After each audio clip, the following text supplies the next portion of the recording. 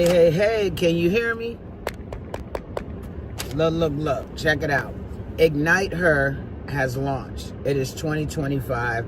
I'm just picking up clothes from one of my friends who had some extra clothes to help out the Ignite Her program. If you have any gently worn business attire, clothes for women who are out here doing the work but maybe do not have the clothing that they need to get the job done, we need your old clothes. Hit me up in my inbox or through House of Peach.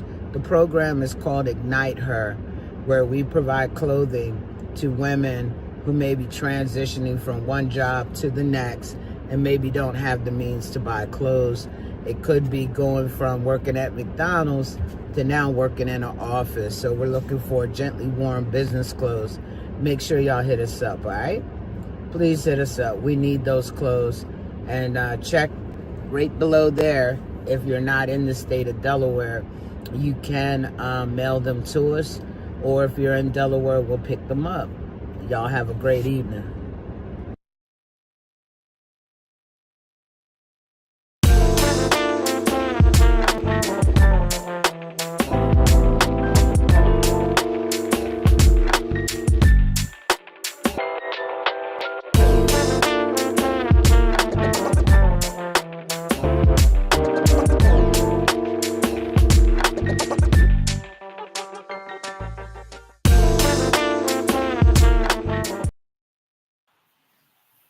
Hello. Welcome. It's time for House of Peach. Hey, I'm April Anderson, and I am on with you this evening, and I am waiting for my guests to get here. But until that time, you got me right now. So I'm hoping everyone had an amazing day. So here in Florida, it rained. I think the storm came through and went north. So we got some rain, which probably people were happy about. I'm not a fan of the rain, but however, it happened. And I did what I did. So my day was good. Everything was fine, pretty low key, laid back, chill. Hopefully, everyone else didn't have too heavy of a day. You guys were able to get through it. It's Monday. Come on, what can I say? This is stuff that happens on Monday. But you're here with us now, and I need you to do me a favor. Before I go any further, before I do anything else, I need you to share this out. Share. Last Monday, can I just recap about last Monday? Can we just have a conversation about last Monday and how dope last Monday's session was? So much so that I had two of my folks want to come in and give their 2 cents. Well, actually, it was more than 2 cents. Came in and helped me out because I was doing it myself. Yo, it was so cool. And if you watched it, or if you were live, whatever, I want to know your feedback. What did you think about last Monday's show? Because I thought it was amazing. Like, I literally was so hyped when I got off last Monday that I had to take some time to try to calm down because I was excited about the topic, excited about what we were talking about, the law of attraction and business and relationship, everything, all kinds of things in the law of attraction.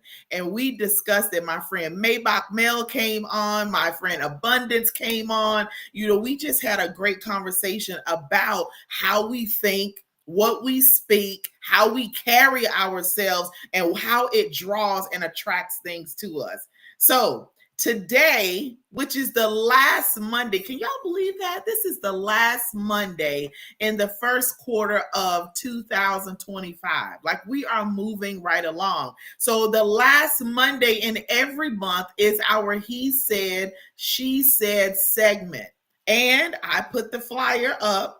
And I've had people call me like, oh my goodness. Oh, and I forgot my pearls because I said I was going to have my pearls so I could clutch them based on what was said this evening. I forgot my pearls, but that's okay. I could pretend like these are my pearls here and clutch them if I need to. So tonight we're going to talk about mothering in relationships. Is it a thing? I don't talk about mothering. I want to talk about the fathers as well. Oh my God. I am so happy. Hey, how you a lot of feedback. What's going on? You said you get a lot of feedback? Yeah, I keep hearing myself echo. You're not echoing for me. Oh, okay. I don't know if I didn't. When I say it, then I can hear myself. Oh no. You know how that goes. Look, I'm trying to Hey, waiting because I want you before we get into tonight, about what how the flight was, and I want you to tell everybody where you are.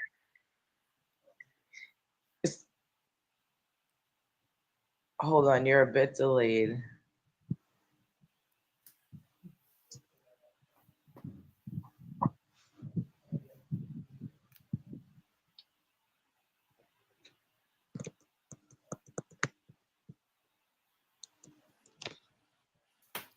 We're gonna give it a minute because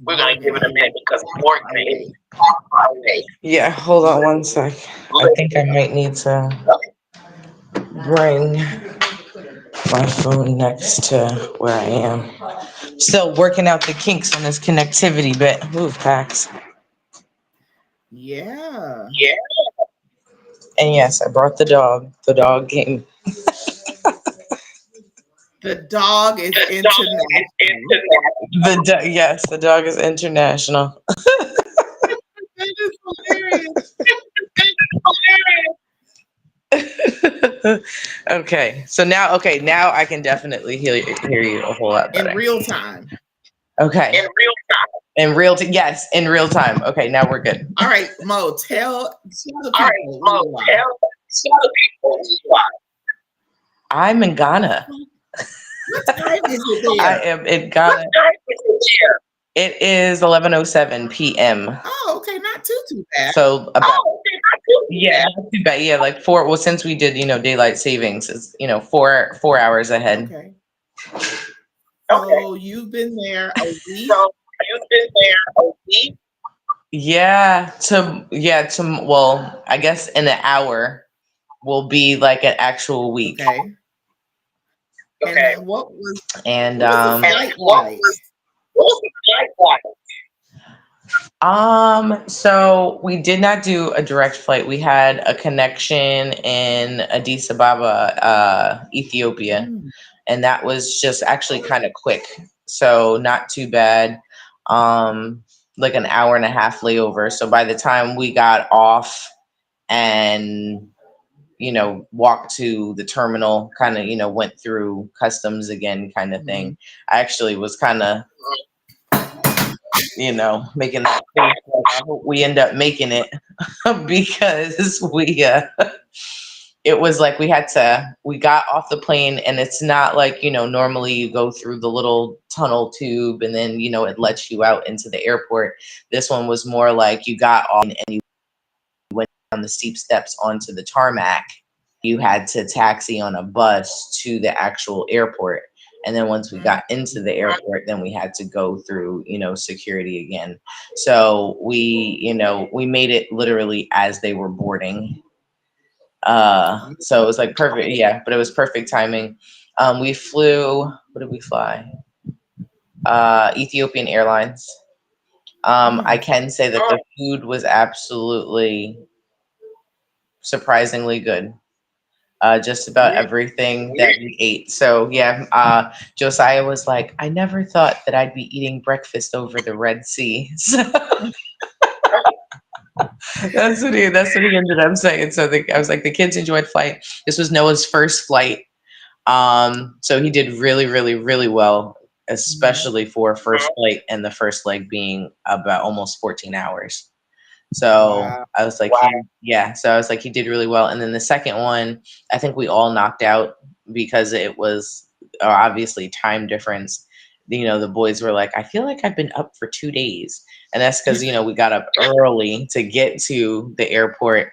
And then you watched us go from, I think we took off at like 11 a.m. And then it only felt like it was maybe like 6 hours later. And then we flipped open the window, and it was nighttime, and we were already over Portugal. So it was like, oh, okay, so that's different. So yeah, it was a pretty smooth flight when we got there. We got packs and had to check him in with the veterinary office and make sure that everything was okay there. And then when we got out, we had like drummers and a dancer waiting for us to like welcome us. Are And you serious? Are you serious? So serious. It was definitely something. I'll have to send you like the whole video. I did Yeah. yeah. I was like on my Instagram, I did a quick reel. So I was like, that is, there, and you kind of see Oh, like I a little remember bit. that. Oh, I remember that. Yeah, I was like, but yeah, it was actually it was pretty cool. Then we stopped and got some food, checked out, of course, the local supermarket, grabbed some food. I'm over here checking out all the different sections. Their grocery stores are a lot different than ours.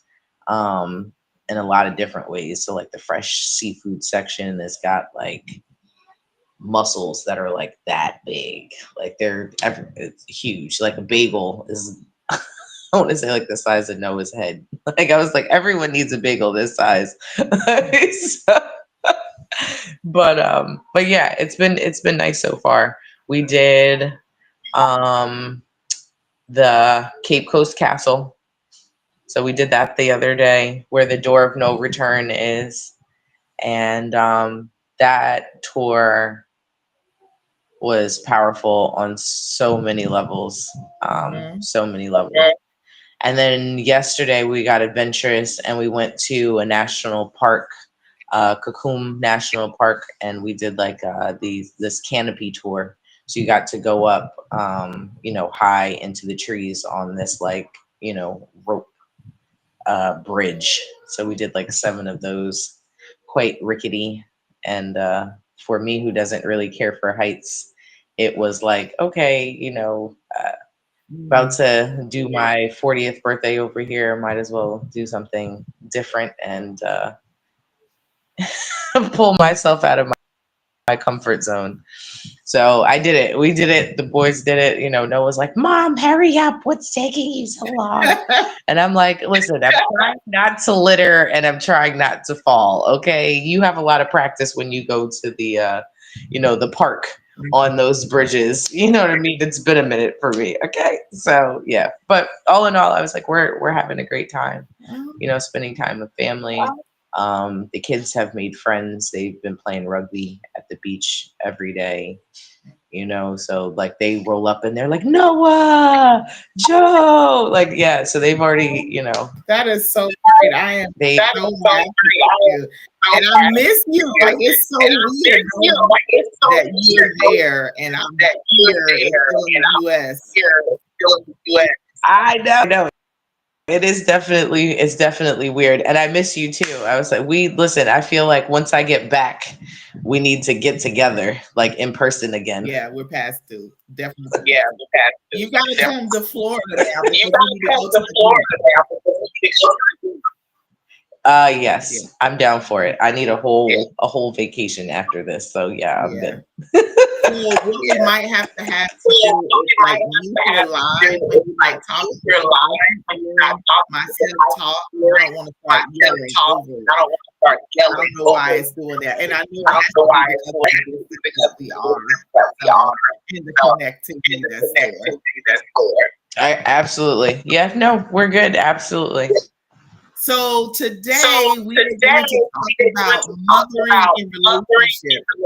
And we're going to talk about fathering in relationships as well. Morgan sent a reel to me some time ago. It was pretty cool for us to discuss with our he said, she said. So, hey, Peach, are you hearing this that I'm hearing? Are you hearing the echo that I'm hearing?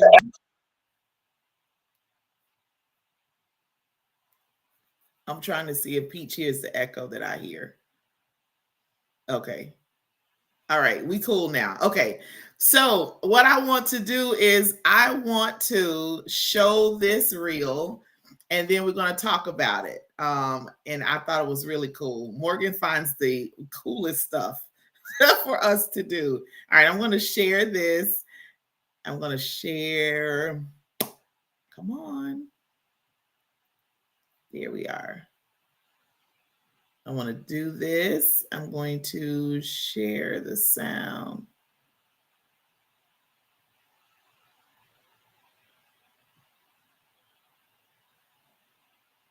Let me try it again.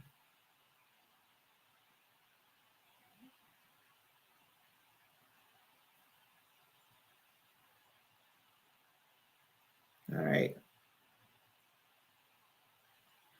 Now, I hope that the sound comes through as well. Somebody let me know when I start playing it if you can hear it.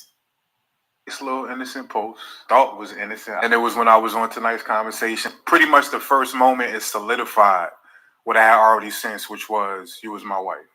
I come to see you for the first time. We spent 5 days at an Airbnb in Galveston, and the last night the power go out, historic freeze, and I wake up in the middle of the night, and you done built the fort around me to keep me warm. Didn't even wake me up to let me know what was going on. Got a lot of pushback. A lot of women in the comment section went straight to, he should have been the one getting up. I mean, I was asleep. So I don't know what y'all wanted me to do about that. But secondly, a lot of them started to reference that whenever a man talks about what he loves or how he knew a woman was for him, it had to do with her taking care of him, giving effort to accommodate him. A lot of mother wounds was in the comment section. Like, y'all just want us to be your mom. On the other end, when you see the couples get stopped on the street and they'll ask the woman, like, what did it for you about him? And she'll talk about what he provides for me. So what? So on the other end, sometimes we could feel the same thing. There's like this pushback against the aspect of relationships where the women are saying men just want a woman who can mother them. No, the opposite end, women just want a daddy. Do you see that as a bad thing? No. This is social media. Social media will have you talking nonsense. Women will search for their fathers in every man that they meet. Or like thereof. Men will search for their mothers in every woman that they meet. Relationships is where you look for that nurturing, that love, that understanding, that patience, that support. Who do you wish actually gave you those things? Your parents. You are going to look for your parents in every single person that you meet. When you get in the most intimate, why are we now downing and demeaning and degrading men for acknowledging that they do want to feel the love that they didn't get from their mom or that they did give? Why are we so upset with women for wanting the things that they did get from their dad or they wish they got? I think it's very healthy to enter a relationship that has the capacity to reparent you.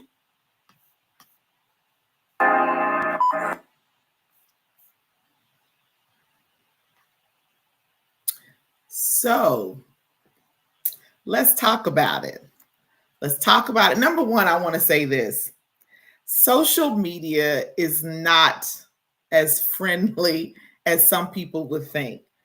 People say and do some very harsh things. They will take anything and run with it. We're not going to talk about, what happened with Marvin Sapp, because I have my own thoughts on that. But how the media, how social media, how the internet has taken that and ran with it. So let's talk about relationships. And I don't want to have this conversation just by myself. For those of you that are watching, if you want to come on with me, we can make sure that the link gets posted so you're able to join. You can give your input on this. I don't want to be the only one talking because clearly I'm a woman. So I'm going to come from the woman's aspect, from the woman's perspective, but I want to hear from the men as well. Now, one of the things he said was the fact that he was cold, he was asleep, and she got up and she put the blanket on. What's wrong with that? It's nothing.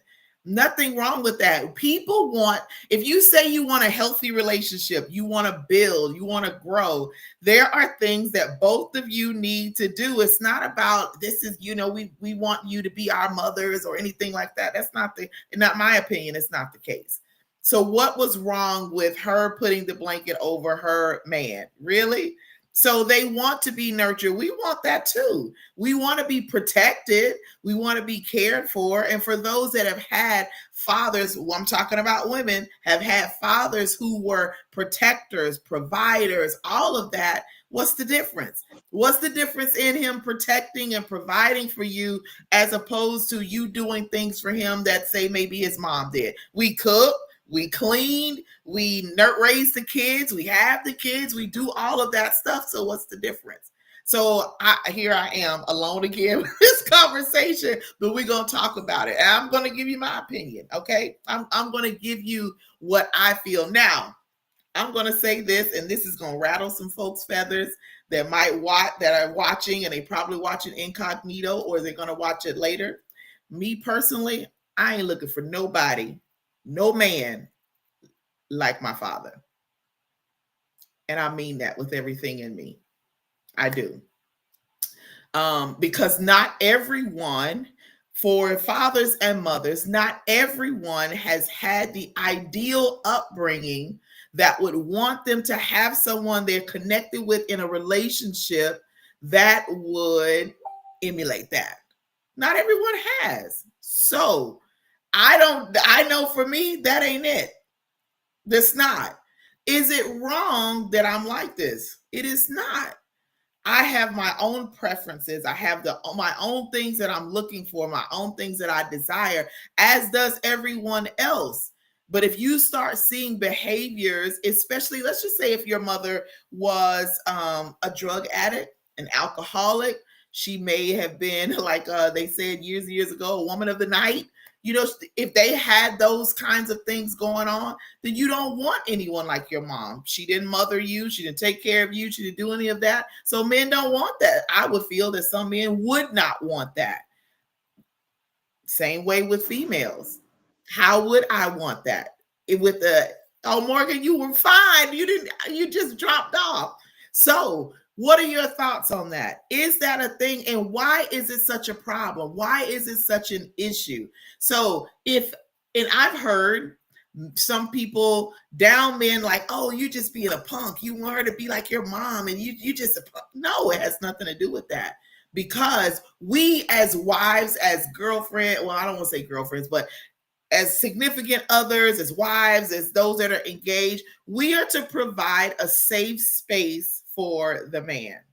We are, or a partner. We're supposed to provide a safe place for our partner, for them to come in where they can just be themselves. If we don't provide that safe space for them, then how can our relationship grow? It really can't.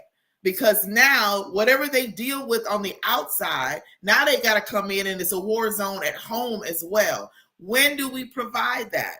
What qualities do we need to have? Now, is it quality? Like if you grew up in the ideal home and your mom, she provided that safe space, and your dad could come home and he was relaxed and left everything that he dealt with at work outside of the home, and then could come home and just be himself, then of course you want to emulate that. You want to mirror that. You want to show that, because you want your man or your significant other or your partner to be able to come in and be themselves and be relaxed and just not have to put up what they put up before. Hey, Kevis. Oh my God. Thank you for joining. I can't hear you. You must be muted. Mo, are you back? I can't hear you, Mo. Are you going to say something? Are we okay? Is there a delay? You think you can't hear me? I hear you. Okay. No, I have no delay now. Okay, good. Kevis, we still can't hear you. He said he's trying. All right, Mo. So I was talking about. Yeah, look, when you got cut off, I was like, ooh, and then I was like, dang, it just really disconnected me, like, because I surely was about to say something. So, I mean, I really feel what you mean and what you're saying, in the sense of like you wouldn't be looking for somebody like your dad, but a lot of people with mom wounds or dad wounds, it's not that they're looking for someone like them. It's for what they didn't get. So even if you had a mother that was available or was around, she may have chosen to not love you the way that she wanted to. She may have, chosen a boyfriend or somebody else. Like a lot of that times, we see that, what I mean? The relationships takes precedence over than, the relationship with the children. And so now what you didn't get from your parent is then what you're looking for in that partner. So for you, although you might not be looking for someone like your dad, you may be looking for someone who provides stability or who provides, some kind of sense of security or isn't abusive or, isn't a womanizer or, you know what I mean? Those are the things that you would potentially be looking for. And I want to say that it's not about what you're doing,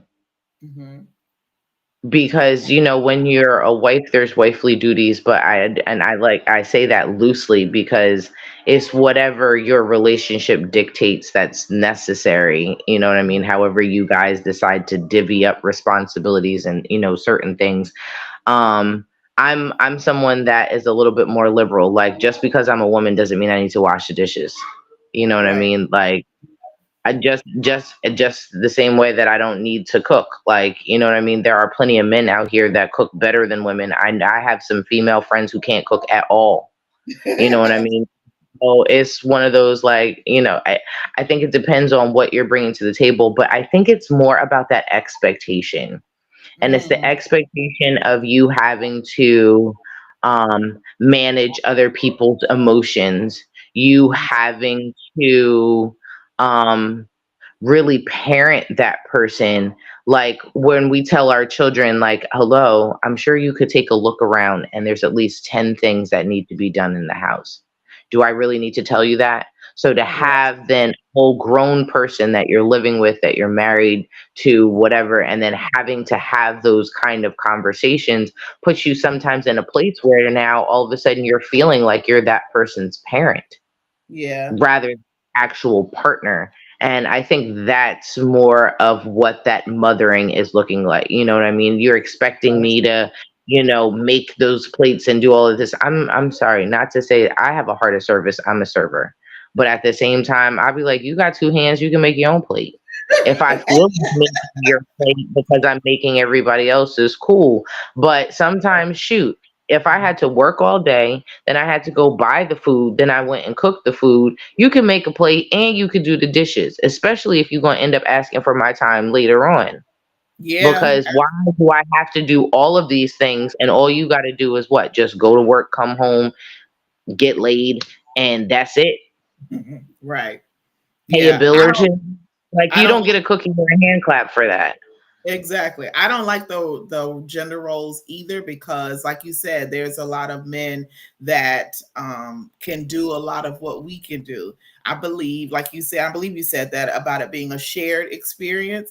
And I don't want to, I've raised 4 kids. Like, I don't want to have to tell you, dude, do you not see that the trash is overflowing? Like, I got to take that out too. Do you not see that the dishes need to be washed? Like, what? You waiting on me to do that? So, but there has to be, and you said it, an understanding and an agreement between the two of you in the relationship to decide how, if you want to be that specific. I don't have all of that listings of things. Now, I will agree that you said that I may not be looking for someone like my dad, but the qualities that may have not been given or provided. And that's that. I will agree with that. I do. But I want to make sure that whoever I'm with, that they can provide. Like, I'm not going to be out here because I was in a relationship that I was the provider and he chilled. Like, are you serious? This what we doing? I'm getting ready to do all of it. No. So for me to have to tell him, look, this is what we need here. This is what I need. And him still not follow through, that's an issue. So at some point, if I got to constantly tell you that, and be on you like our mothers were on us, then why am I even saying anything? Like, you are a non-factor. You're not even important anymore. And so now I'm going to have to separate myself from you before I end up catching the case because of Absolutely. frustration and irritation.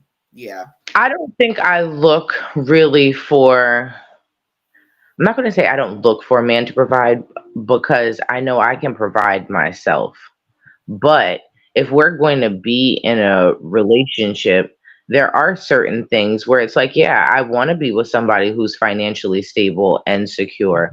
I don't mind if you happen to be the man who ends up being the stay-at-home dad, because a Mm, lot of people don't think about the fact that, like, that role is very important no matter who stays home, but it's also one that is not paid monetarily.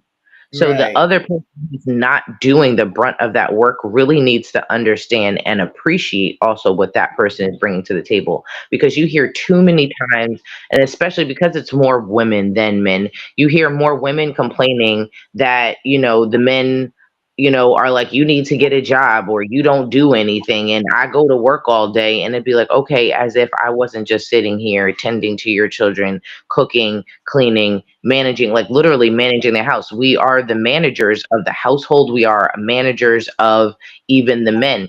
Actually, I was looking at this reel from Dr. Amen, and there has been a study that married men live longer than single men, but married women die earlier than single women.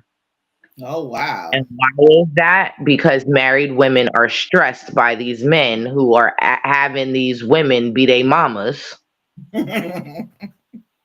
and the They men are. are over here living longer because she's telling him to go to the doctor's office. She's telling him to not text and drive. She's telling him, you know what I mean, how to be able to live longer and to do all of these things, because men are not going to do that themselves. They just, I don't know, historically, inherently, that's not on their to-do list as far as taking care of themselves. And Mhm. sometimes it makes me wonder, does that fall on the way as us mothers, how we actually raise our children? And that's why I Mm, want to do something different specifically with my boys. I'm trying to teach them how to be able to, be educated consumers when it comes to food, how to be able to understand what proper nutrition and stuff is, so that one, they have an understanding of how to take care of themselves. But then that load doesn't necessarily have to fall on some woman just because now they're in a relationship. This is someone that they're both now coming to the table with nurturing spirits, with, mhm. being able to make intentional decisions about their family as well as themselves, without it all falling, mainly on the woman. Right. Because I mean, we also get that complaint where it's like, oh well, you, you're too masculine, or you don't, you think you wear the pants in the situation. Well, a lot of the times we tend to have to be in that masculine energy because these men are not stepping up doing what it is that we need them to do, whatever that is. Yeah.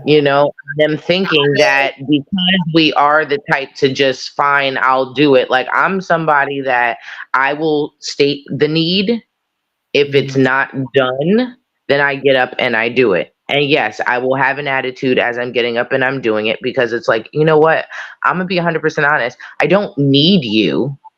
I'm giving Mhm. you an opportunity to be able to help me to take some things off of my plate. You know what I mean? To handle some stuff. Like for me, I had just had the conversation the other day.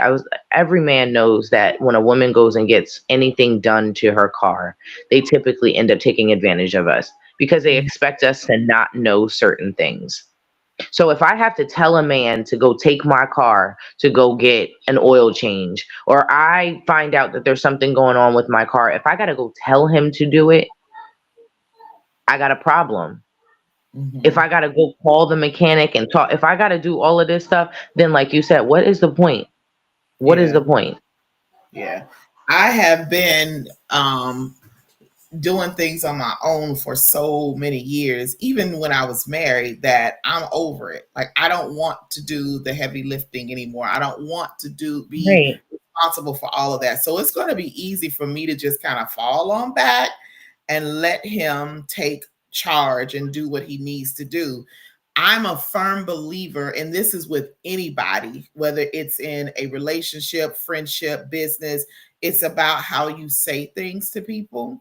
And you, like it says, the scripture says, you can draw bees with honey more than vinegar. You know, Right. our wording and our tone, and that goes for the man talking to his partner and the woman talking to her partner. It's how you say things. It's the way that you word it. Because if you came at me saying you need to do this, you need to do that, I'm going to be like, hold up, wait a minute. I need to do what now?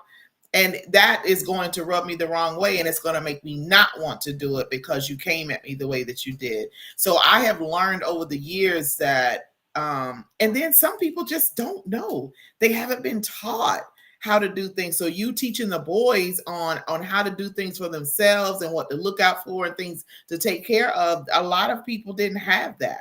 Like some of us weren't taught how to be wives. We were not. Yeah. We didn't have that mirrored, and we didn't have the information that we needed. So then some of us come off as bossy. Like my brothers used to tell me all the time growing up, you're bossy. And I probably was, because I'm the only girl and the oldest. So you do what I say. But when it comes to being in relationships, I ain't like that. Like, I just fall back. Let's see. I'm going to give you the opportunity to lead. I'm going to state how I feel and what I would like. I'm learning even more about the words that we choose, because I don't want to be your mother. I do not want to tell you what to do, because why? By the time I use my breath and energy to tell you something, I could just do it myself and just keep my mouth shut. But that's still statistics about married women dying younger. That's kind of scary. That's very concerning, because it shouldn't be that way. It really should not. So somebody's doing a little bit more. Yeah, and I was like, it typically ends up being, unfortunately, women, and that's because that's how we were raised. That's how we were conditioned. I think that men are also conditioned in a lot of ways like that, unless you have an unconventional kind of upbringing. You know what I mean? And I don't know.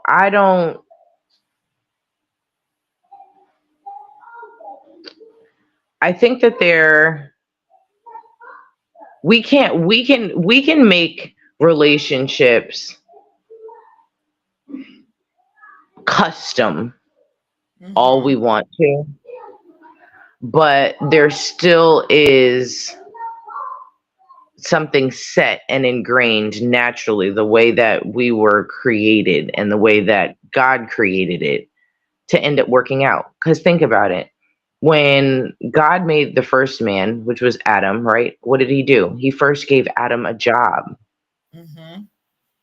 So if a man isn't working, that's why he tends to end up feeling lost, because it also is a part of identity in who exactly they are. So once we start coming outside of what we were actually created to do in the first place, and think about this, this was another reel that I had seen, and I was actually laughing with a client of mine before I left, because everyone always wants to talk about, give this whole Adam and Eve kind of, argument. And at the end of the day, Eve was not in the garden when the initial instructions of not eating from the tree of good and evil was given. It was given to Adam. Right. Adam's lack of leadership and being able to smack that apple out of Eve's hand, or say, no, I don't think that's a good idea, or whatever, and then just went along with it. So now when God shows up and he's like, Adam, notice he didn't say Eve, he said Adam, because he initially gave Adam the charge. Yeah. The instruction was to him. Right. And because of then his lack of leadership, and then what was the first thing that Adam did? Not take accountability and responsibility, and blamed it on the woman. Yeah. And people have been arguing. And then we wonder why. but it Exactly. is. So this has been going on since the beginning of time, whether you believe in the Bible or not, like whatever you believe, like this right here, this has started from the beginning. And women are sick and tired of men not taking accountability and responsibility, knowing how to lead properly. Mhm. Because we're all human. We're gonna do stuff that we're not supposed to do or we didn't know or whatever. But Eve didn't know what the what the rule was. Mhm. But Adam also didn't go ahead and tell her that either. Yeah.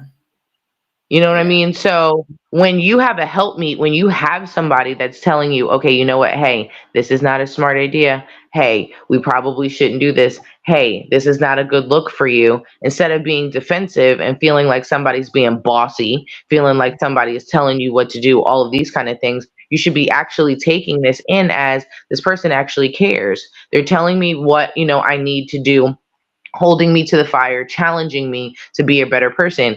If you can't take that, then don't be in a relationship. Yeah. Because you can always be surrounded by yes men who are not going to challenge you and allow you to continue to be mediocre and complacent. Because you can always stand there and be like, well, I am who I am and I'm just going to stay that way. That's cool. You are not meant to be in a relationship then, because that's Yeah. not how relationships work. Right. And And just like I'm I was gonna say, just like I could see you right now, you might not be, and as I mean, obviously you can see yourself because we have, this thing going on. But if you couldn't see yourself, for me to be like, hey, April, you've got some lint in your hair, for you to cuss me out because I'm telling you about something that you can't even see, and for you to be right. like, well, you don't know, and da da da da, you look crazy. Yeah. Right. Relationships are meant to mirror and for you to tell somebody what else is going on. And hey, how are you going to know how to love me if I don't tell you?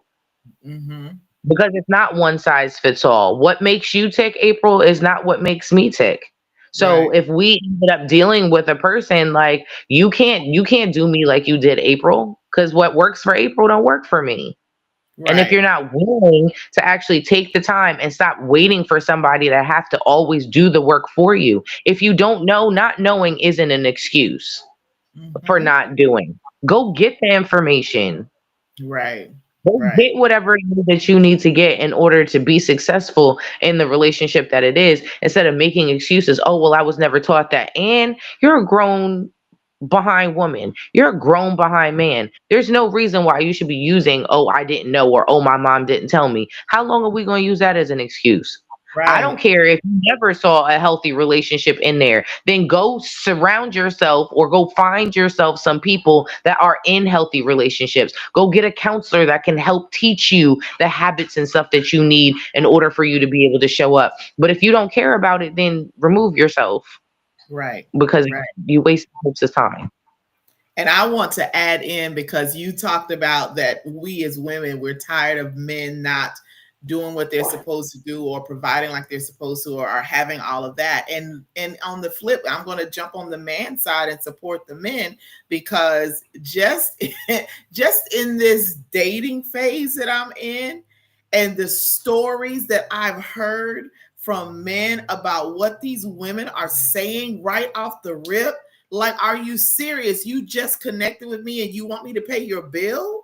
Like, you need money for your electricity bill?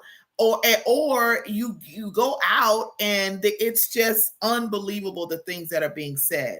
So then it puts a bad taste in their mouths, because they want, for these that are good, that want something serious and they want to get married, and they've had all these fools come along. So then when I come along, I have all this other stuff to contend with that they have experienced. So, like you said, if you don't know, then get the information. I can't tell you how many workshops I've done, how many books I've read, how much counseling I've had, how I've talked to married couples, because I just was like, what is it, me? Because it's got to be me. I want to make sure that I have and I'm equipped with what I need for a successful marriage. I don't want to say a successful relationship, because I want to be married. I want to be a successful marriage, which couples in with the relationship. But we can't use those excuses anymore. We cannot. And men want, a lot of them are good men that want the same thing that we are desiring. You know, they want someone to provide a safe space. They want someone that will you help build. That's what I've been hearing a lot of. There are a lot of men that I've come in contact with that want to build, and they want someone that's going to be able to build with them. Not that they want us to take over and run it. They just want the support. Are you going to be supportive? Are you going to put your creative thinking cap on and give an idea or two? What are you doing that's helping us to grow together? Or are you just like, you're never here and you're always doing this and you're always doing that? Well, you have the option to go depending on what it is. You have the option to participate. You have the option to see what's going on. You may see something. Like I tell my students, and so when they're getting ready for surgery and they're getting the patient prepped and positioned, I told them, you're standing over here at the side watching what's going on. So you're able to see if something is missing with how they're positioning the patient, that in turn later on can be something bad, can cause nerve paralysis or cause any kind of other injury to the patient. That's how we are. If our husbands are doing things and they're trying to build and grow and we're with them, hey, use your eyes and watch what's going on, because you may see something that you can help with. So I don't use the excuse. And I used to, even when I was in college, and the first time I went to college, I didn't finish. And I used the excuse of I didn't get a chance to do a lot when I was growing up. So when I went to college, I want to do all this stuff. I just want to do everything. So I played around and got in trouble, got on academic probation. I'm not ashamed to say it. I did and so then I would use that as an excuse. Now, was it true? Yeah, it was true. I didn't get a chance to do a lot. So I tried to experience it. But after a while, it's like, you know what? Yeah, that ain't serving me anymore. Now I got to take responsibility for my actions, because even though I was 18, 19 at the time, I still made my own decisions. So then what did I do? I made up for that time that I lost and got what I needed to get. So we can't use the excuse. Wasn't taught how to be a wife, or I wasn't taught how to be a husband. Well, there are lots of examples in the world. There's a lot of examples in your community. But I like to have my I know sometimes, and this is so true, is that I do, and I've had people tell me this, that I sometimes operate in a little masculine energy, and that's because I had to do it.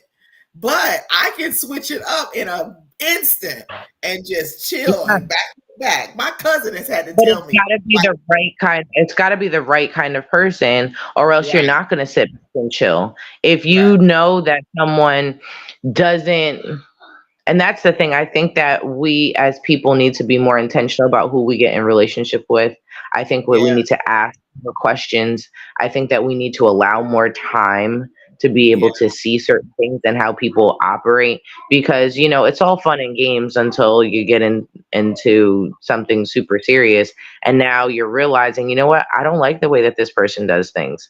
I don't like the way that this person deals with money. I don't like the way that they think about certain things. And I think that too, a lot of people hide their trauma. They hide what they don't know. They hide a lot of things. So you don't initially know that in the beginning until you want to say it's too late, because now you're invested. You're all the way married. You done had a kid, whatever the case may be. And now it's like, oh, dag, I wish I would have known that this person was going to be like that. Well, I mean, I'm sure that there were signs. There was something that was telling you that these things, but even if you were someone who didn't see the signs because people covered them up so well, now what are you to do about it? So now bringing up those conversations, having those conversations, saying, hey, you know what? I don't like the way that you do this. Or, you know what? Yeah, we might have been raised this way, but I don't think that this is, I don't think that this is going to be beneficial for our children in the long run. Let's come up with something different. If you don't have someone who's willing to actually work with you, who can hear you, who is committed to growing, changing, acknowledging that they might not have all the answers, that, you may be coming to the table with a skill set or knowledge or a perspective or even experiences that they don't have. You know what I mean? Right. It's like when it comes to jobs, like you put your aces in your places. You find the people that are good at what they're doing and you put each one of them in that space so that it can work like a well-oiled machine. Well, that's exactly how a relationship is as well. And if you're intentional about who you're getting, getting hooked up with, then it Mhm. should be someone where, your weaknesses are their strengths and vice versa. Because what's the point in both of y'all having the same weakness? Then you're really not going nowhere. You're actually Right. bringing each other down. Yeah. And that goes back But to customizing your relationship where it would work for the both of you. And that comes with conversation and understanding and making a decision on this is how we want to do things. And another thing that I absolutely detest is you allowing outside people to come in and have something to say about how you do things. And don't do that. If you two have customized your relationship how you want it to be, whatever that entails, it doesn't matter what no one else thinks. It doesn't matter what no one else feels, as long as the two of you have agreed upon that. But that customization and then the discussion, like you want to see people in different eras of their life before you decide, oh, I want to marry this person or not. Some people show it right off early. Some people send their representative, and then you got to wait 6 months to a year to see the real them. I tell people, whoever I am is who I am. I don't send the representative. You get the real April. So whatever I say or do, trust me, that's me. I ain't hiding nothing. I'm gonna tell you up front how I am, and this is me. So either you gonna like it or lump it, and if you lump it, you don't want to deal, then it's cool, because I'm still gonna be me. I don't have time to just, play around. Like, I don't. I've wasted, and I won't say wasted, but I've spent a lot of years in situations, whether it's jobs or relationships or whatever, unnecessarily. And I needed to cut them off at a certain time, and I didn't. So now I don't have that kind of patience anymore, which is why I don't send a representative. I send my true, authentic self. So you can decide from the beginning, do you want to engage with anything with me or not? It's cool if you yeah, don't. Life will go. absolutely. You also have to take into account too that people change. So, and I Yeah, was watching something the other day. It was just like, where you find somebody, the environment matters where you find a person, because then that's right, exactly how you'll see them, and that's also how you'll treat them. So, right. I I think that you've got to be able to give every person grace, because every day is new. We don't always get it right. But if you No, are consciously trying to get it right, that's where the grace comes in. If you are committed to making excuses as to why you're not, and it's always, well, I'm trying, don't try, do. do exactly. At some point in time, and I can see in the beginning, you trying when you're getting to know that person and how maneuvering through the relationship, how things are going to go. But after a while, that excuse gets old. When are you just going to do?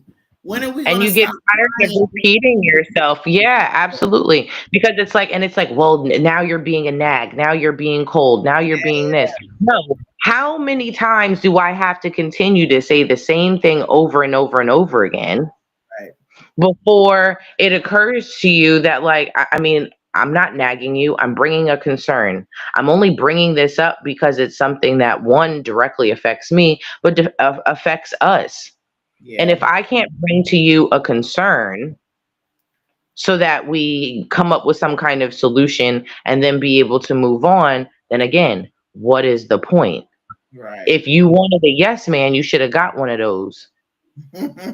And then just understand that that's going to come with a level of mediocrity, because at the same time, that person doesn't know any better either. But let them go get some growth, some change, so the right person go and, and speak life into them, or, teach them something new. Now, all of a sudden, they're going to be coming to the table wanting to do things differently. And now you're going to be stuck back in the same situation again, Yeah. because now this relationship is no longer benefiting you either, because you weren't getting what was benefiting you before.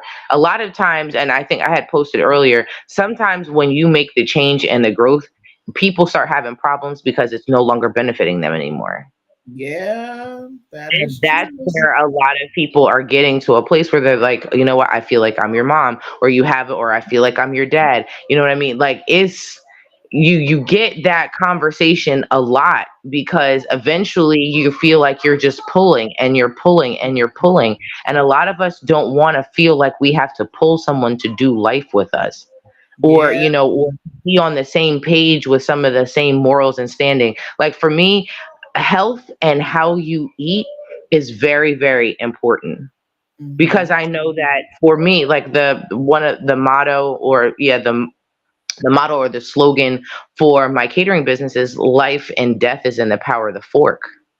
Mm, And that, that's good. so if at any point in time I can't get hooked up with somebody who doesn't see the importance in what they're eating and Yeah. wants to take care of themselves like that. Why? Because I like to travel, I like to do things, and to be 100% honest, I don't want to spend my time wiping your butt when we could be on a plane somewhere doing something else. I don't. And Right. it might seem mean, but there's going to be a time and a place for that. But right now, I'm 40. I got at least another 40 years before I got to wipe somebody's butt. Right. Let's be real. I don't want to have to do that 10 years from now because you decided to consume all of this extra stuff. And now we over here and we can't go because you got to get dialysis here, or you done had a heart attack at 42, or you done, like that kind of stuff is real. Right. It is. It I is. got friends who have died before we hit 40. I have friends who have had high blood pressure since they were 21 years old. Like, I'm sorry, when I start checking off resumes and I'm looking like, okay, so is this person a candidate?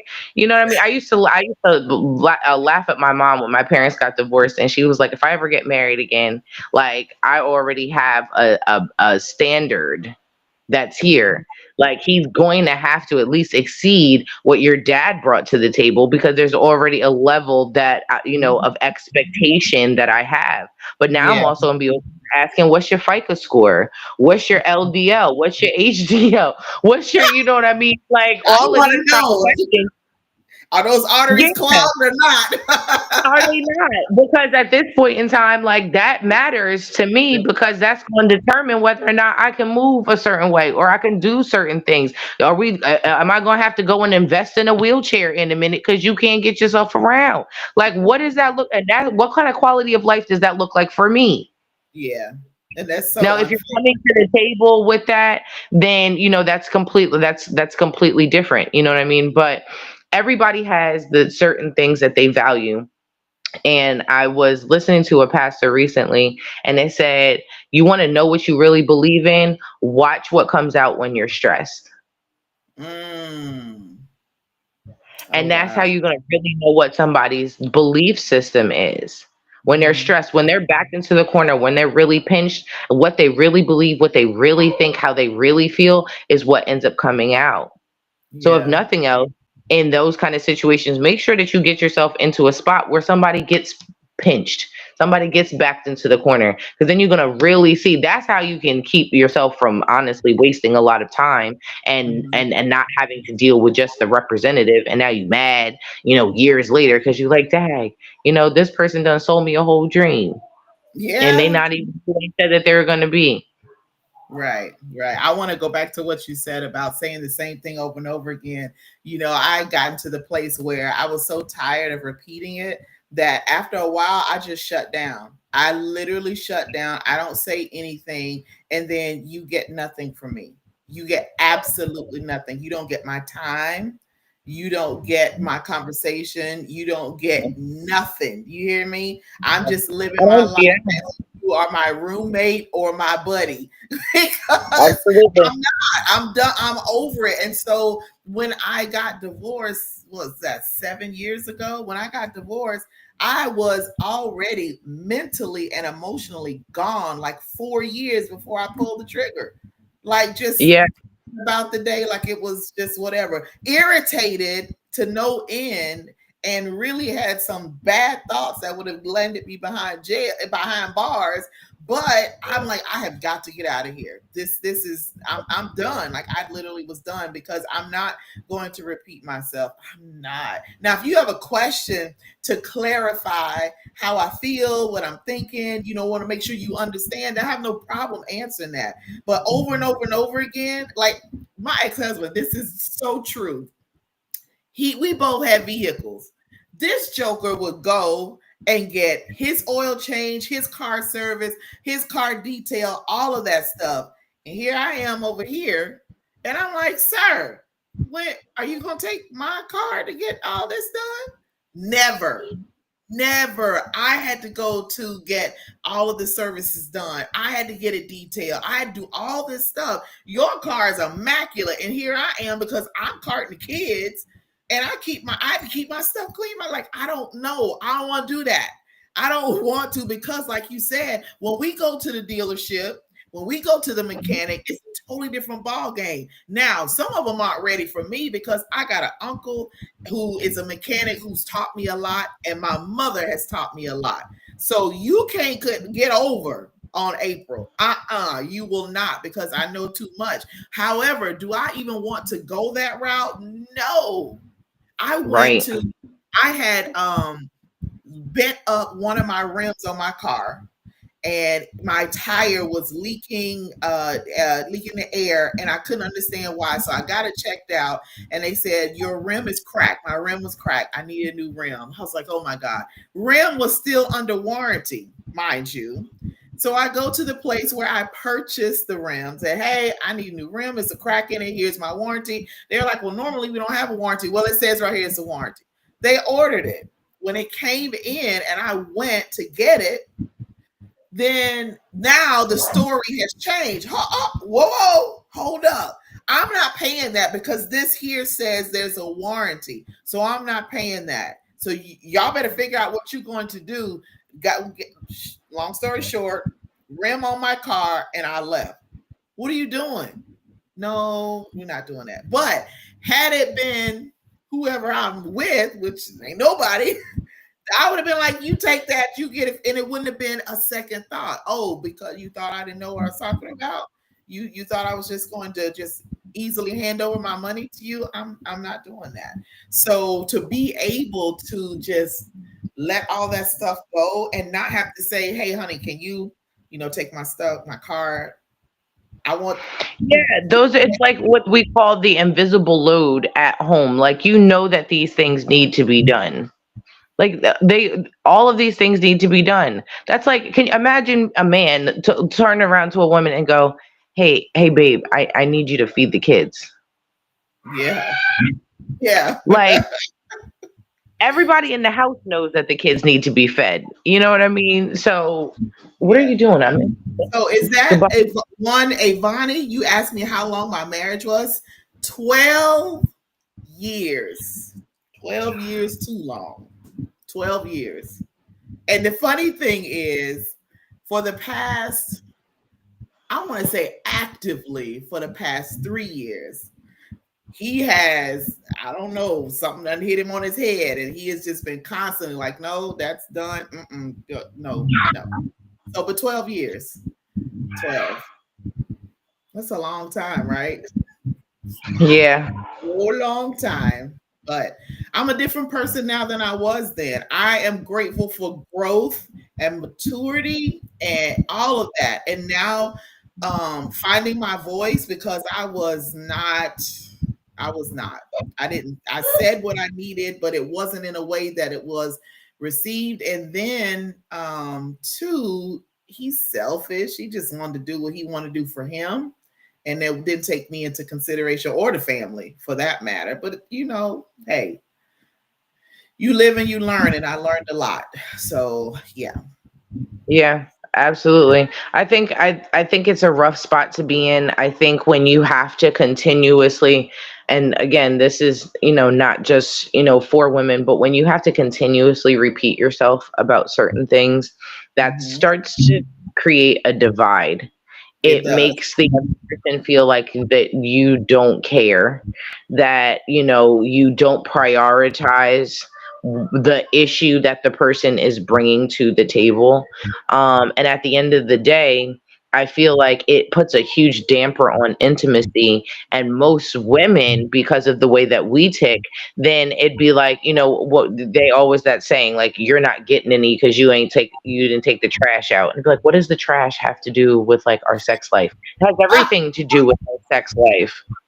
It really does, whether you're an active service person or not, because it's just like there's just certain things, and I just threw that out there. But like whatever the expectation is, you come and you bring that to the table. Now, understand, in a relationship, like you said, things change. The person that you were when you got married is not the person that you were when you guys were married for 4 years. Was not the person that you were when you were 7 years, or even where you were at 12 years. Like that changes because we all change, and if you're not changing and if you're not growing, you're what is called dormant, alive but not growing. You might as well be dead, because what's the Right. point?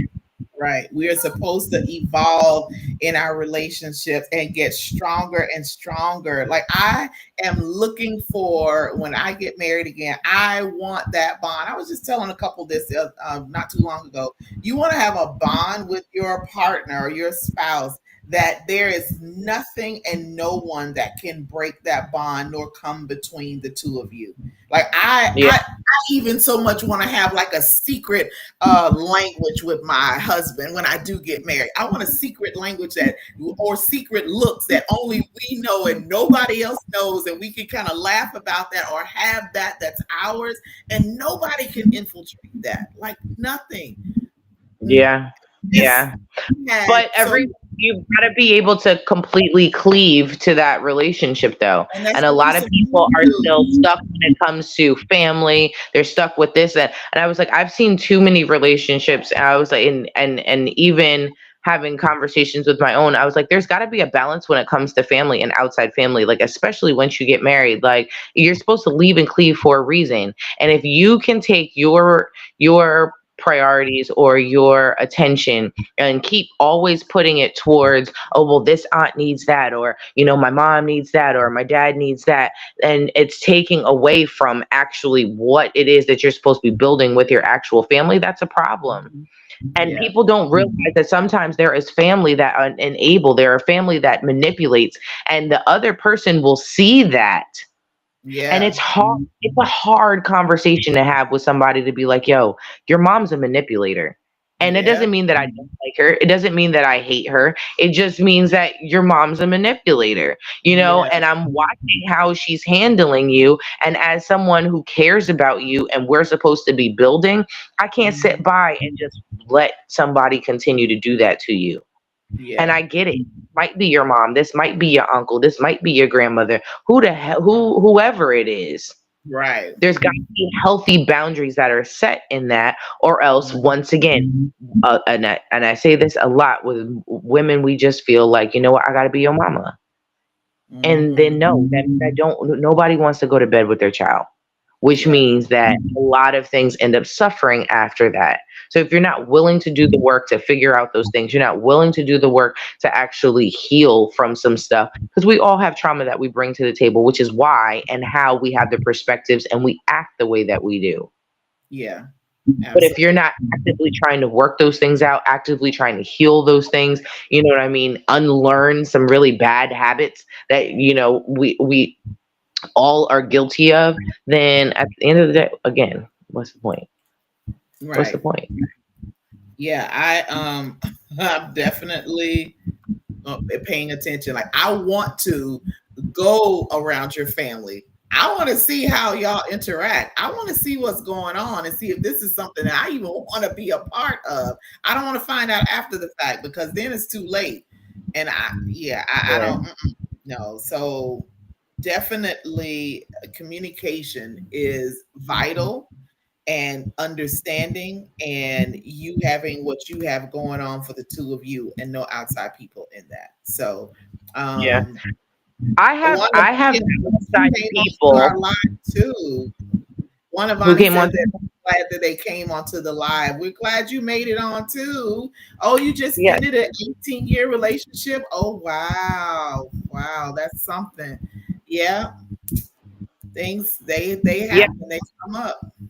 breakups and heartache happens, but it don't take it personal. It's not personal. It's a spiritual thing. And wherever you're supposed to be going next, that person obviously wasn't supposed to go with you into that next chapter. So Yeah. take it as, a time to be able to get whatever lessons that you were supposed to get out of that relationship. This way you can end up getting the blessing that's on the other end of things. You know what I mean? Just Yeah. don't stress about Yeah. it.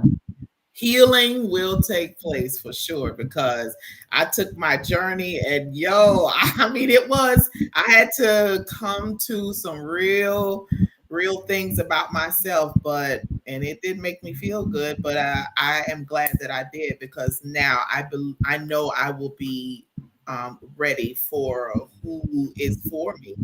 And Yeah, and that person deserves the best version of you. So why not continue to do the work on you so that they can get the best version? Because I don't want no mediocre version of the person who's supposed to be for me. yeah, No, I want you to be your best version too. Like if I'm gonna come to the table doing some work, you better be doing the same type of work. You know what I mean? yeah, And it doesn't always happen at the same time. It doesn't. And again, that's where, grace comes in. I'm all for somebody who is trying and doing and making some kind of actual progress. mhm, Because you can and I say progress on purpose because you can move and go in a circle, which means you're going nowhere. So there yeah, needs to be actual progress where the movement that you're doing is actually propelling you forward and not just meaningless movement. yeah, And at the absolutely. end of the day, like we have to take responsibility for ourselves. We have to understand that in a relationship, you're both supposed to be coming to the table to share in the responsibilities. Nothing is just like in the restaurant industry, we say there's nothing that is not your job. You Mm, can't be the host and be over here in the kitchen and like, oh, that's not my job, and you didn't bring the plate to the table. Because at some point in time you might be a server, and then you might end up with those people at the table, and now the server that is supposed to that is assigned to that table, they might be off doing something else, and now this table is suffering. That's money for the restaurant that potentially can be lost. That's money out of the server's pocket. You know what I mean? No job is off limits. Everything is everyone's responsibility. Now, if right. there's something that you're physically not capable of doing and the other person is, okay, then that's where the responsibility ends up leaning more on somebody than the other. But there's always some kind of balance that comes back, because there's going to be something that, the other person can't do or doesn't do very well and the other person does. Hmm. But if you're not willing to actually work together, if you're not willing to see each other and meet each other and actually work as a team, then yeah, somebody is going to feel like somebody's mama. Somebody's going to feel like somebody's daddy. And Yeah. eventually it's going to be like, you know what? We grown, and what are we doing here? Hmm.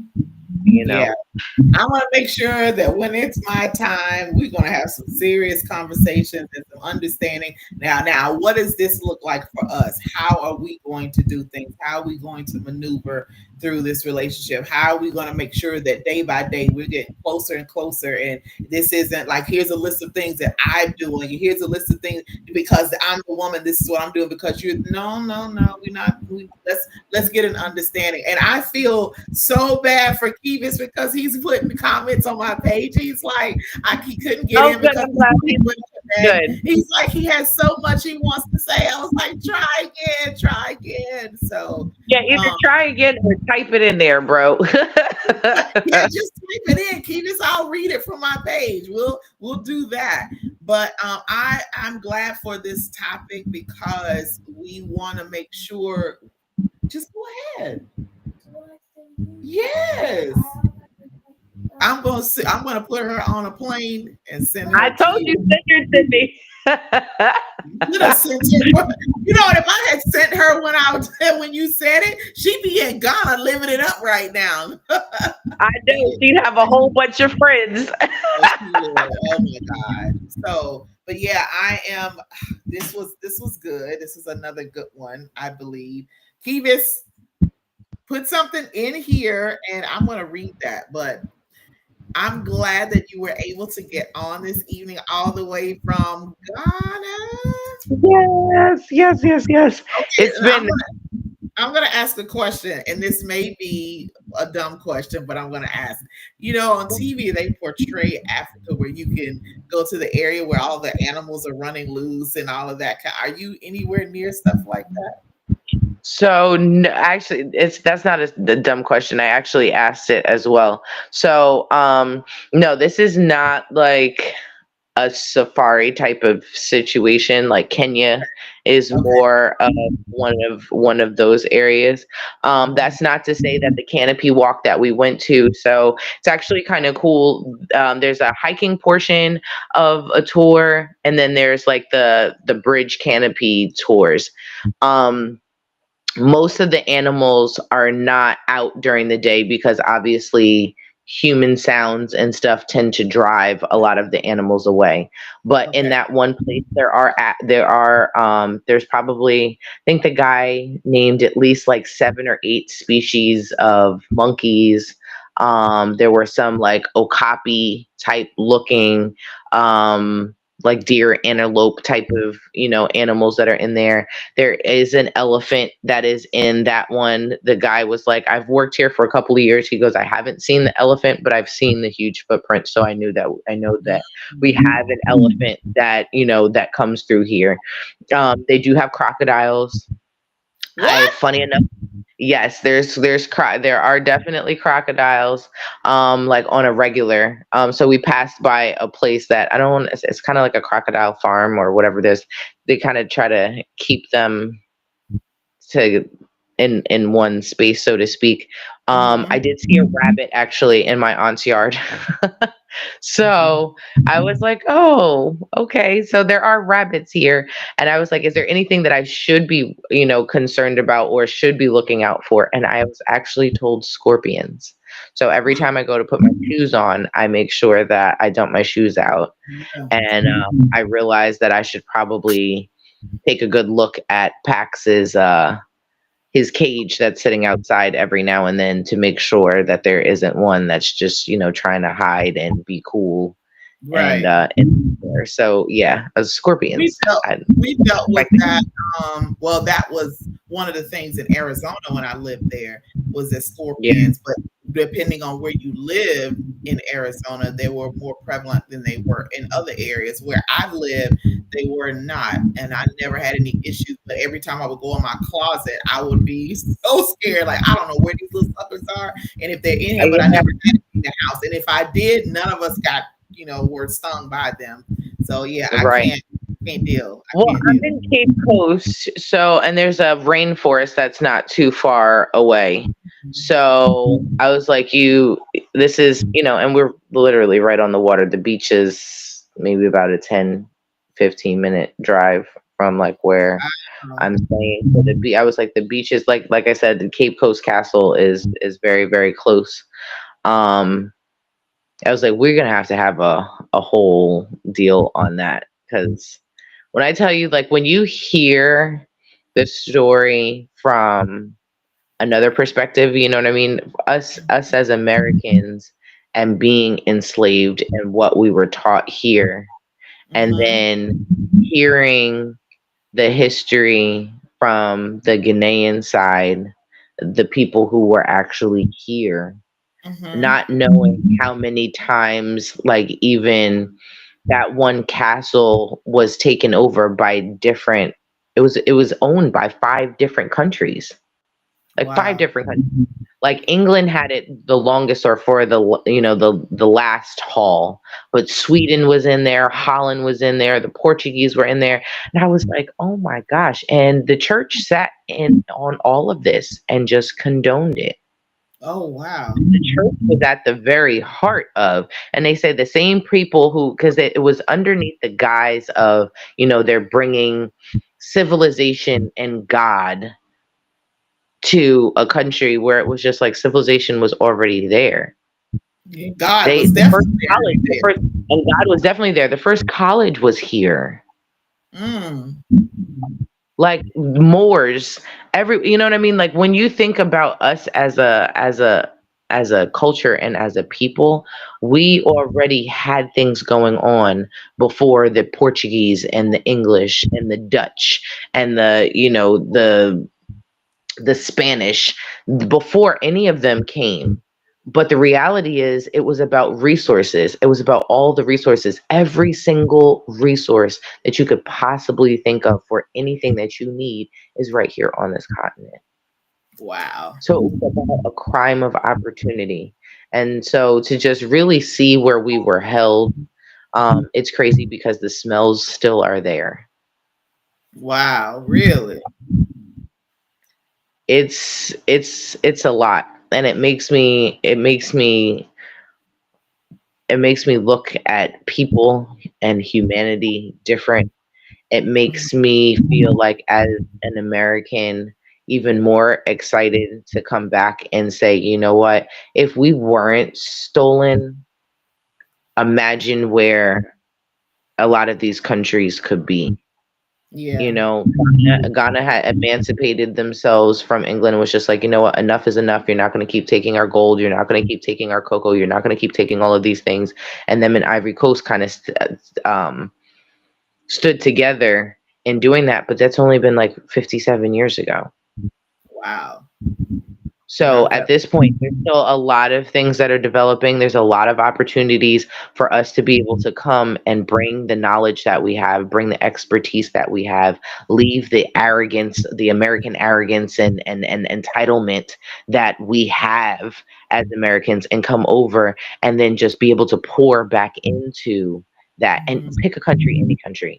Like, I had one lady that was just like, I'm American. I'm from here. I understand my ancestors came from there, but so I don't call that my home. You don't have to call it your home. The reality is, this here is not our home.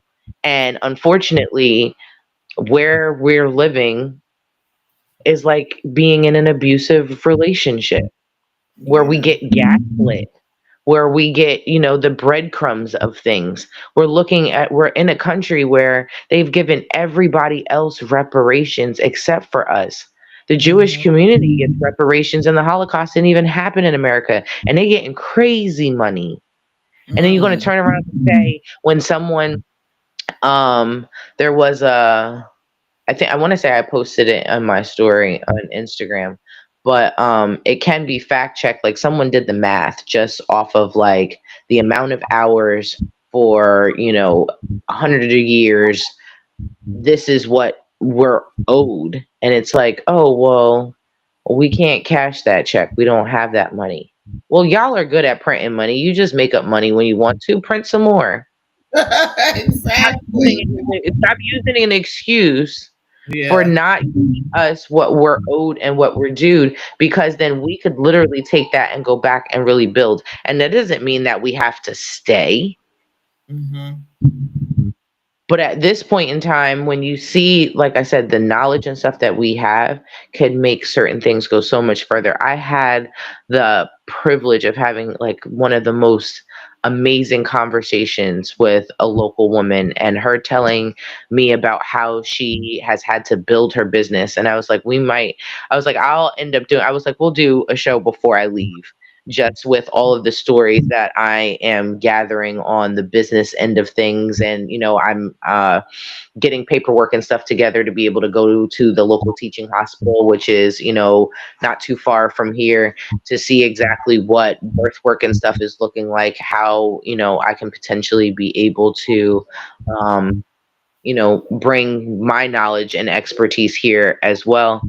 But, the way that she was just telling me how life has been and how hard it has been, and all the things that she's had to do just to be able to provide for her family, and fighting the government to just be able to get a roof over her head so that it can protect her from the sun and the rain when it came. Like, this is still one of those places where, it rains a little bit here and it rains a little bit there, but in Cape Coast, sometimes it rains, and when it rains, it pours, and it does for time. So now imagine having a business where all of your stuff is getting rained on. None of your stuff ends up getting protected, and you over here and you trying to still provide for your family. Right. Now you don't miss out on your inventory or certain things. So I'm learning a lot here. This is definitely a blessing. It's an eye opener on so many levels. And I think that, what we know and like what we share here on the podcast is something that can be used here so that they can really understand how to better maybe price certain things. Like when I tell you the prices are crazy, they pay $1.25 a gallon for gas. Really? Girl. I paid $3.61 for gas a gallon the other day. Hello? Exactly. So I'm like, our money goes a lot further over here. It's like a 15 CDs to $1 here. So for us coming over, it's You like hear we can. She said, What send her happened? some gas and some eggs. Send her some what? Peach said that. Send her some gas and some eggs. Listen, there's chickens everywhere, okay? Like everywhere. Yes, there is a rooster next door that just cock-a-doodle doos from all 24 hours a day. Wow. Eggs are in abundance, and it's not anything like crazy either. There's certain things that are a little, more heavier priced, but all in all, like especially going to the market, like you can make out like a bandit as an American, so to speak, bringing the money and doing some things. And I feel like if we set ourselves up um financially at home to do certain things. Like my plan is to get, a couple of classes and stuff going. So, if I decide to return, I'm not worried about money because I'm making money without having to do anything. I might have to show up and do, an online class here and there or something like that, or, do a couple of consultations, but that will allow me to be here and completely focus on building some stuff here. And there's a lot of local people that have some amazing, amazing skills and amazing talents. And they're just waiting for us to come to help further that. And so now it's like, I get to eat, but so do you. And that's my biggest thing. I'm like, how do we help build up the local community so that they can get where, that like, these are some hardworking people. Wow. Peach says, Really how hard. much is a 2-bedroom house? Girl, I'm in a 4-bedroom for $200 a month. For how much a month? 200. Ariel, pack up, baby. Let me buy some plates. Literally, there's 5 coconut trees in the backyard. You know what I mean? There's like that's the space. Yeah, the whole 9 yards. Like it's crazy. It's crazy. So, and it's funny. So I did meet. I met a lady from Denver last night, and she's been a teacher in America for. I think she said she's been here for 7 years. So I guess it was like 12 years before she came here. And she teaches English to Chinese kids online. That's what she does here. Oh, wow. Wow. And she's like, until the current situation of America changes, this is where I'll be. And so I asked her, I said, so how, as an expat, is it for you? And she's like, well, there's a lot of us in the community. And trust me, there's never a dull moment. And I'm like, well, listen, do you want to be that American to go live with Americans? Or do you want to be the one to immerse yourself with, be amongst the locals and, consider yourself to be more of a Ghanaian? So you got options. But there are plots of land that they have specifically out for us, to buy. And they're like, you know what, once you guys have done, with that and have, added to the economy and stuff like that, then we can open up more. So there's tons and tons of land. The houses are built absolutely beautifully. Like this, even the ceilings are nice. Like the detail and a lot of stuff is done. Yeah, we're architects. You know what I mean? So it's something special. Nice. Well, listen, y'all, we have come to the end of another amazing show, and I am so happy that you all were on to share with us. I'm glad to have Mo on with me all the way from Ghana.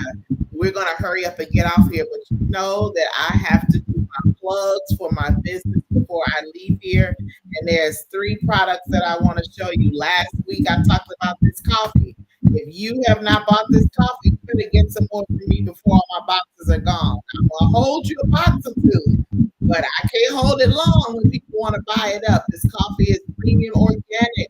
It is really good. It has added creamer and sweetener in it. You don't have to add anything to it. And for me, who's a not coffee drinker, I drink this every day, and I'm like an amazed that I'm drinking that. This is We're drinking it here. Brought it with me. If you don't want, oh yeah, you brought your latte with you. And if you don't want to do the coffee, but like Mo was talking about being healthy and what we're putting in our body, here are 2 products from my company they call Alive. This is apple cinnamon flavor, and this is our liquid collagen. All natural ingredients. Everything that's in there, you can find it at a health food store. You just don't know how to put the right amount together to equal this, but it's good. I've been taking these 2 years and I feel amazing. So you better get with me. Find me on social media, April Green Anderson, on Instagram, Lady April 36, and also on TikTok. What else? Oh yeah, that's it. So find me, find Morgan. Yes. About being in Ghana if you looking to move and relocate as I. Actually, Avani, where are you located? Because $12 for some eggs is kind of crazy. And if you are where I'm from, then I can give you a good plug. I've got some amazing Black farmer sisters in Delaware that are doing it up, and I want to say it's about 7 or 8 of them. Between all of them, they literally could be able to put up a grocery store. So like you've got eggs in abundance, meat in abundance, produce. They're even growing oranges and tangelos and stuff that we wouldn't normally do, and they doing that actually in Delaware. So shout out to the Black female farmers of Delaware, Huffington Farm, Jamaican Farmer. All right, y'all. So we'll be back next Monday at the same time. Share this out. We want you to join us, okay? We want our audience. We already have an amazing audience, but we want even more to experience this, to know that we just 2 beautiful women who love to inspire, motivate, and push people into destiny, give them the information that they need that will just enhance their lives, whether it's in relationship, whether it's in business. We eventually going to have some more guests on that will come and help us with doing things on the show. Right now, we just kind of doing it ourselves. She's in upstate New York. New York.